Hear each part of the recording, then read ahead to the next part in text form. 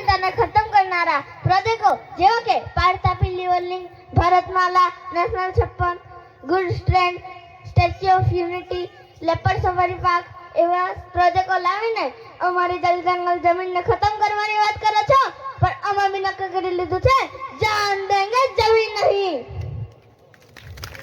We are not citizens of this country. We are the owners of this country.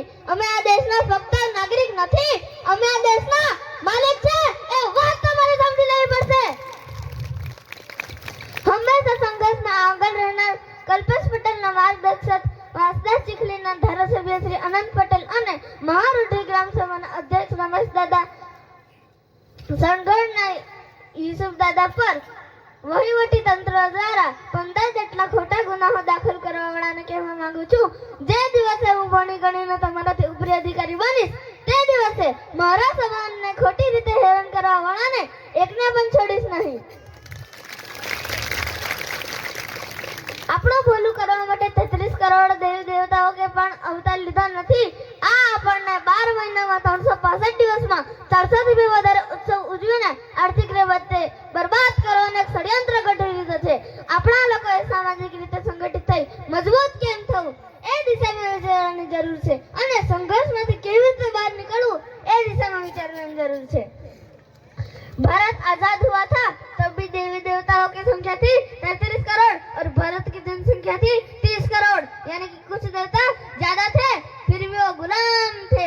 मैं आज दावे के साथ कह सकता हूँ उन तमाम 33 करोड़ देवी देवता तराजू एक तरफ और हमारा अकेला जननायक डॉक्टर भीमराव आंबेडकर उन सब पे भारी पड़ रहा है. આપણો ઇતિહાસ જોવા જઈએ તો આપણો સમાજ શક્તિશાળી હતો. આજે ફરીથી શક્તિશાળી બનવા માટે માતાઓ બહેનોને કહેવા માંગુ છું, એક રોટલી ઓછી ખાજો પરંતુ તમારા દીકરા દીકરીઓને ભણાવજો. કારણ કે બાબા સાહેબ કહેતા હતા તમારા પગમાં ચંપલ હોય કે ન હોય પરંતુ તમારા હાથમાં પુસ્તક હોવું જરૂરી છે. એક રાત્રે જ્યારે ડોક્ટર બાબા સાહેબ આંબેડકર વાંચી રહ્યા હતા ત્યારે વિદેશનો એક પત્રકાર બાબા સાહેબને મળવા ગયો. ત્યારે પત્રકારે પૂછ્યું કે તમે ઊંઘ્યા નહીં? ત્યારે મારા ભગવાન ડોક્ટર બાબા સાહેબ આંબેડકરે જવાબ આપ્યો કે મારો સમાજ ઊંઘી રહ્યો છે એટલે હું જાગી રહ્યો છું.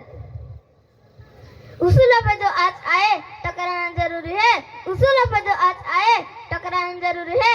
जो जिंदा है तो फिर जिंदा नजर आना जरूरी है. અંતે એક પંક્તિ કહીને મારી વાત પૂરી કરીશ. શિક્ષણ અને સંઘર્ષના સંગઠનના એ પ્રણેતા, મજૂરોના એ મસીહા, નિષ્કલંક એ નેતા હતા.